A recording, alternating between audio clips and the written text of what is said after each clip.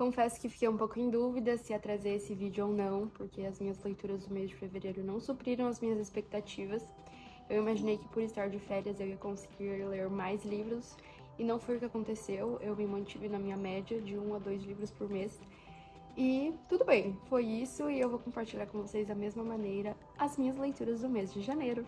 Oi, eu sou a Maria Morim, estudante de psicologia do 5º período, e o vídeo de hoje vai ser sobre as minhas leituras do mês passado, para que de alguma maneira eu consiga inspirar alguém a começar a ler ou ler esse material. Aqui estão os meus queridos do mês de janeiro. Eu li 2 livros, como eu disse, um mais voltado à teoria, então Psicanálise de Boteco, do Alexandre de Almeida, e um romance, que eu amo romances, não posso deixar de lê-los para me manter em paz, que foi Leitura de Verão, da Emily Henry, não sei como fala, mas ela é autora de Lugar Feliz, eu acho que é Lugar Feliz o nome do livro, que eu li e adorei, então eu comprei só porque era da mesma autora. Bom, vamos começar do começo. O primeiro livro que eu li esse ano foi Psicanálise de Boteco. Na verdade, eu comecei ele no final do ano passado e terminei ele, então, no começo de janeiro. Como eu disse, o livro é do Alexandre de Almeida. Ele é um psicanalista, mestre e doutor em psicanálise, com um viés mais de Winnicott, mas durante o livro ele consegue fazer recortes muito bacanas com diferentes autores. Então ele passa pelos diferentes autores da psicanálise, mostrando também diferentes versões de teorias. O livro Psicanálise de Boteco, ele surgiu, o autor explica isso no início do livro, dos episódios mais ouvidos do podcast que ele reproduz, que se chama Psicanálise de Boteco. O livro, o nome desse livro, que pode parecer às vezes um pouco...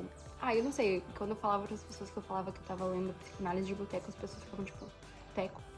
Mas ele traz esse nome, essa terminologia, por causa da linguagem que ele traz. Ele explica no começo do livro que muitas vezes quando a gente vai estudar psicanálise, a gente acaba desistindo ou se deparando com coisas extremamente complicadas, e ele busca democratizar, podemos dizer assim, o acesso ao conhecimento da psicanálise. Além do podcast, então, ele trouxe o livro com os 5 episódios mais ouvidos do podcast, que foram os que mais bombaram, mais geraram engajamento. Então ele transformou esses 5 episódios mais ouvidos, mais bombados, em 5 capítulos deste livro, trazendo um pouco mais da teoria mais a fundo e outras referências.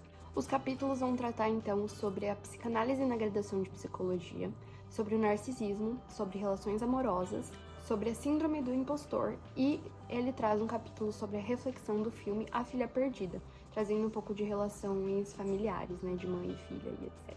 Eu confesso que eu comprei esse livro porque na minha graduação, na faculdade onde eu estudo, tem um viés bem psicanalítico em diferentes matérias, e eu não fui muito simpática às teorias psicanalíticas e quis dar mais uma chance, e eu acreditava, e após a leitura também posso dizer que foi de grande ajuda, Quando a gente quiser dar uma estudada de uma maneira mais compreensível, porque, como eu disse, a linguagem tida nesse livro é mais democrática, é bem legal pra gente conseguir compreender alguns outros conceitos e algumas teorias. Então eu gostei do livro, afinal de contas.